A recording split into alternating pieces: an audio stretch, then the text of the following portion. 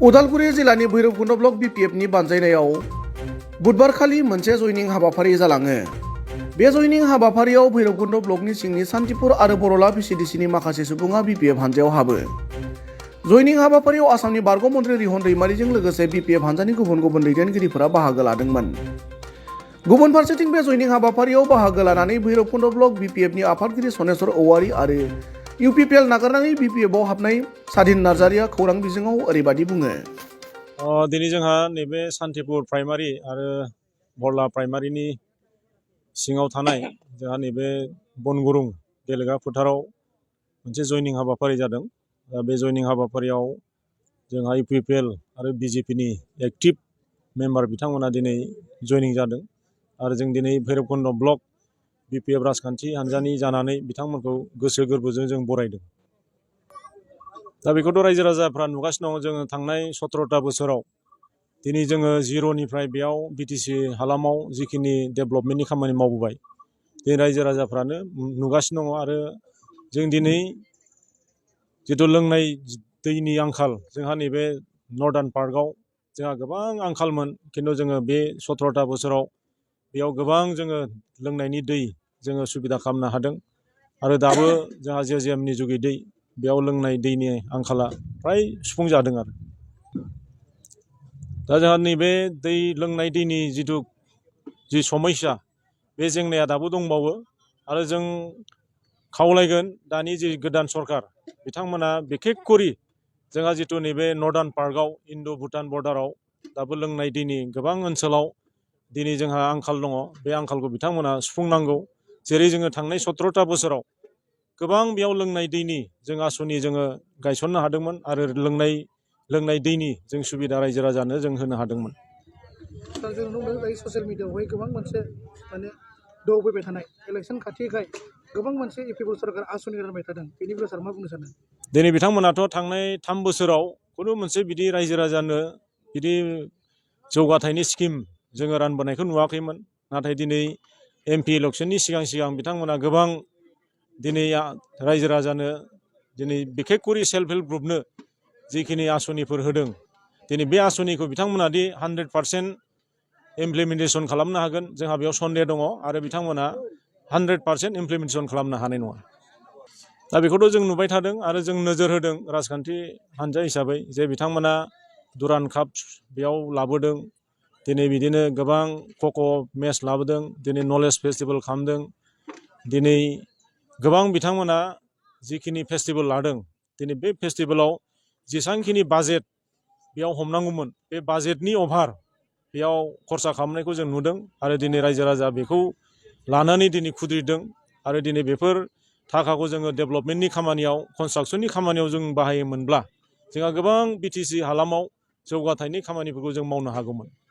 दिनैनि साना गोबां खुसि आरो दुखु नांथावना सान। मानो होनोबा दिनै एक्स एनडिपिफोरनि दिनै फाउन्डेसन डे बेजों लोगोसे रन्जन दैमारि बिथाङा जेलाव दङ जोबथेसालियाव। बेनि बेलायाव सार मा बुंनो सानदोंमोन? दिनै जोंहा रन्जन दैमारिया दिनै 64 बैसोआव दिनै आगान सुरबाय। दिनै आं बिथां नाब्ला आदानिसिम आंनि गोसो गोरबोनिफ्राय बिथांखौ आं कंग्रेसुलेसन जासिदों। आरो फैबाय थानाय समाव बिथाङा गोजोन देहा जिउ लानानै जोंनि बर' माहारिनि थाखाय खामानि मावनो हाथों। आरो बिथाङा उदां अख्राङाव फैनानै जाहाथे जोंनि बे बड'लेण्ड हालामाव फैनानै जोंनि गेजेराव जिथु पलिटिकेल क्राइसिस बे पलिटिकेल क्राइसिसखौ बिथाङा समाधान खालामनायाव जाहाथे मोजां गोख्रों नेतृत्व होदों जों बेखौ खावलायो। आरो अबंगसायनि खाथिसिम बिथाङा गोलाव जिउ जाहाथे मोननो हाथों बेखौनो आं खावलायो। आरो दिनैनि बे बिथांनि जोनोम सानाव आं बिथांजों लोगोसे बिथांनि गासैबो फोलेरखौ आं गोजोन हामलायनाय बावहरो। सार लास्ट सोंथि खालामो आङो। जों बिपिएफ दिलखौ जों बांसिन जोङो राफोदखौ नुनो मोन्दों ससियेल मिडियायावहाय। आरो गोबां अजन पार्टिफ्रा गिनानै ससियेल मिडियायाव बुंबाय थादों बिथांमोना मिसलिया होनना बुंदों बिपिएफ दिलखौ। बेनि बेलायाव मा बुंनो सार? दा दिनै जोङो थांनाय 17टा बोसोराव जिखिनि मावबोबाय जोङो बेयाव जौगाथायनि जिखिनि खामानि मावबोबाय दिनै जोङो थांनाय 3 बोसोराव दिनै इउपिपिएल गभर्नमेन्टआ प्रमद बर' बिथांनि दैदेननायाव रायजो राजाया जिखिनि आसा खालामदोंमोन दिनै बे आसा खालामनायखौ दिनै बिथांमोना आसा खालामदोंमोन। नाथाय बिथांमोननि आसा खालामनाय बायदि दिनै बिथांमोना खामानि मावनो हायाखै। आरो जायनि थाखाय बिथांमोना दिनै प्रमद बर'नि सायाव फोथायनाय गैलिया। दा बेनिखायनो रायजो राजाया मोनसे सिद्धान्त लादों जे दिनै प्रमद बर' नेतृत्वआव जिथु परिबर्तननि स्ल'गान गायदोंमोन, दिनै जों बिथांमोनखौ जों फोथायनानै लाब गैला। जोङो हाग्रामा महिलारि बिथांखौनो जोङो पावाराव लाबोफिननांगोन आरो जों बिटिआर सुक्तिनि गेजेरजों जोंनि मोनखानाय जि बिटिसिनि जि पावार जिथु खेमथा दिनै मोनसेनि उनाव मोनसे जोबलांनायखौ रायजो राजाया मोनसे गिख्रंनाय फैदों जे बिटिसिआ हसा हसिनो जोबमारसिगोन नामा आरो जोंनि बर'नि जिथु राजनितिक खेमथा बे गुबुननि आखायाव थांगोन नामा, बेफोर गोबां सिन्था खालामनानै दिनै रायजो राजाया लैहोर लैहोर दिनै इउपिपिएल आरो बिजेपिखौ गारनानै दिनै जोंनि बिपिएफ राजखान्थि हान्जायाव दिनै जगदान जागासिनो दङ। बेखौनो जों नुगासिनो दं दायो। जोंनि बे दिनैनि बिपिएफ जयनिं सेरेमनियाव जोङो बाहागो लानाया बेनो दे जोङो आगोलाव जेब्ला बिपिएफआ 17 बोसोर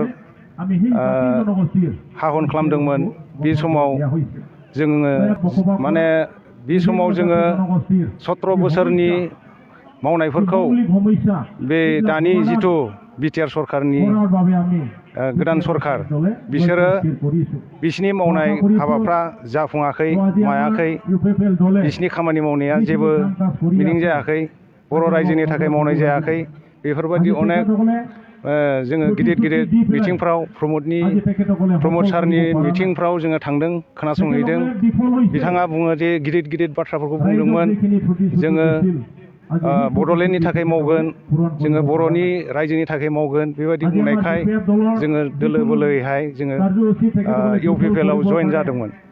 दिनै जोङो बे 4 बोसोर जाबाय, दिनै जोङो इउपिपिएलनि खामानि मावनायखौ जोङो नुनो मोनाखै आरो बेनिखायनो जोङो दिनै सिगांदि बिपिएफआ मावदोंमोन मोजां हाबाफोरखौ, जों बेखौ नोजोर होनानै दाबो बिथांमोना बे पार्टिया मोजां मावलांगोन होननानै जोङो आसा खालामनानै जों बे पार्टियाव ओंखारबोनाय जादों।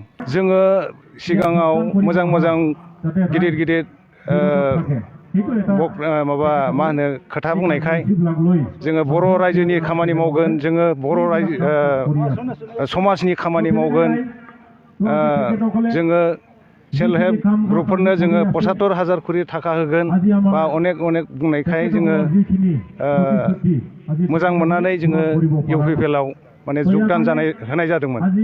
खिन्थु दिनै जों बेफोर खामानिखौ जों नुवासै आरो साक्सेस जानाय नुवासै। बेनिखायनो जोङो दा जोंहा आं बुंनो थाङोबा जोंनि नैबे अरगें फिल्डआव मोनसे बयरिं दङ। बे बयरिंआ दायो जोङो बेयावनो बाहायबाय थायोमोन, बेयावनो लोङोमोन जोङो, नाथाय बे बयरिंआ दिनै गाज्रि जानानै होबाय। दा जों बेखौ रिपेयारिं खालामनो बा माबा मोनसे खालामफिननो होननानै जोङो सार गबिन्द सारमोनखौ लिंहरदोंमोन। लिंहरनाय लेखा बिथांमोनाबो नायफैबाय, नायफैखांनायनि उनाव इन्जिनियारखौ थिनहरगोन होनना बुंबाय, इन्जिनियारखौबो थिनहरबाय, इन्जिनियाराबो नायफैबाय, सार्भे खालामफैबाय, खिन्थु बिसोरो जाफुंसारनायनि खामानिखौ मावाखिसै। जों बेखौनो माने दुखु मोननाय जादों आरो मावथिगिरिथ' नङा आङो, बेबायदिनो जेनेबा दिनै जेरैबायदि आङो बिपिएफआव जयेन जाफैदों, बेबायदिनो आंजों लोगोसे आङो दा 42 जन सोद्रोमाफोरखौ लाबोबाय।